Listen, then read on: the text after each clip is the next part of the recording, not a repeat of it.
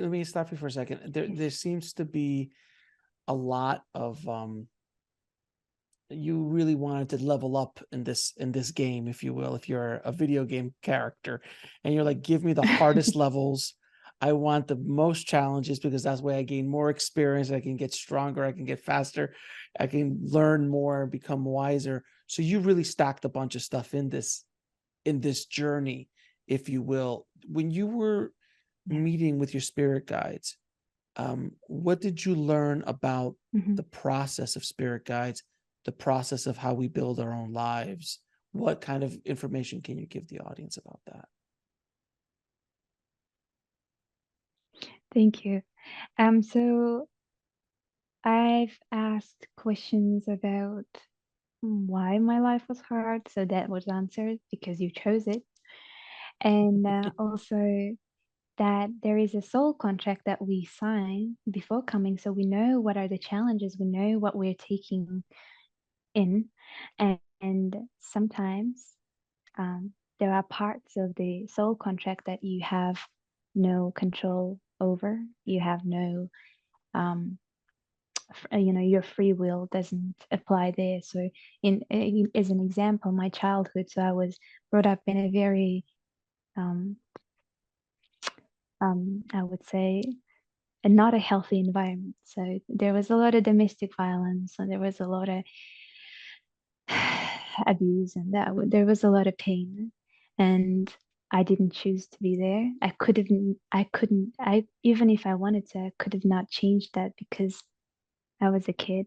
There was no way out of it, but I wanted that experience. And now I was shown why I wanted that experience. And through that experience of pain, when I was going as a child, they also showed me how they were helping me out, how they were sending me signs, how they were telling me to go there, to go there. And it was all coming intuitively. As a child, I just heard voices or like just thoughts. They were coming to my head, and obviously you think that's your thought, but it wasn't my thought. I just somebody said, go outside, hide in the barn, and I would do it, and that would help me. That would help me to escape and survive. Things like that. They showed me, and also um so this was the recent interaction where I was in a room full of guides, and they said, we are your guides, we're helping you on earth, and there were many. So I said, I was fully conscious, and I said, there is no way that I have so many spirit guides. Why would I have so many spirit guides? Because again, I wanted to know, I wanted to get a clarity around it. So they said, why would you not have spirit guides? And I said, there's too many. I thought that would be 2 or 3 people, but just a lot. And the room was full of, I think around like 60, 70 people. And they all had faces of the people from Earth I knew. So they said, we're using them so you can remember when you get up, when you wake up. So, and I think I said something like, so who's the main spirit guide? Like, who's helping me around here? Because Who's I the need to boss? talk. Who's the boss here? Yes, who is the boss here? So they were really confused, by the way. They were really confused. They were like, oh, the main one?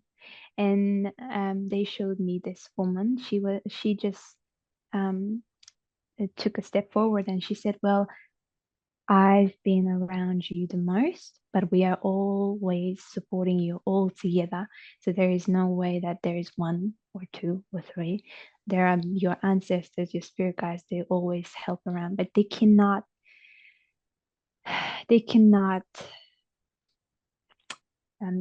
how what is the word in English? Interfere? Interfere, Interfere. interfere. Yeah, yeah, they cannot interfere with your experiences. You gotta go through them. There's no way out. You gotta go through them, but they will always help you and guide you on your path to show you that you're on the right track. And they always send you like angel numbers, coins, feathers, and things like that, like messages through books and people and interactions.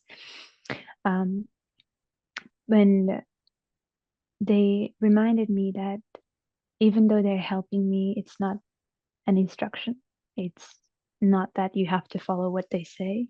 You always have the free will. It's you who are experiencing the life as a human.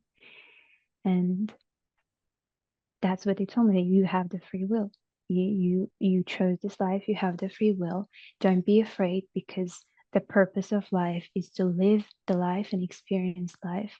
And your purpose is whatever you make out of this life. So don't be afraid to make a mistake. And they also said to have a mindset and remember that you are beginner for life. You haven't lived as Aki. You started over, and there was a reason why we start over, why we forget things. We start a new human experience. We want to experience what it's like to be a beginner for life, what it's like to learn about hatred, anger, and cringe, embarrassment, guilt, shame, everything. We want to learn about it, and love. And that's, I think, why I said, okay, beginner for life. All right, that's who I want to be. Okay. That's what I learned about them, that they do help you around, but they don't give instructions. But you can always ask for clarity. So whenever I get stubborn, I get really persistent, I want to know more, I want answers, clear answers. I cannot look at 888 and think, okay, what is that about? So I would always journal and ask for clarity, but without forcing anybody, because even your spirit guides don't owe you anything. So I always say thank you. If you think I am ready for this answer, for this message, please let me know. I'm here open. I'm here to accept. And I think, yeah, that's what I do, and that's how I get a lot of the messages and guidance through them. But everybody has guides. Everybody has their ancestors. Sometimes our loved ones that passed away, they choose to become our guide. My mom is an example.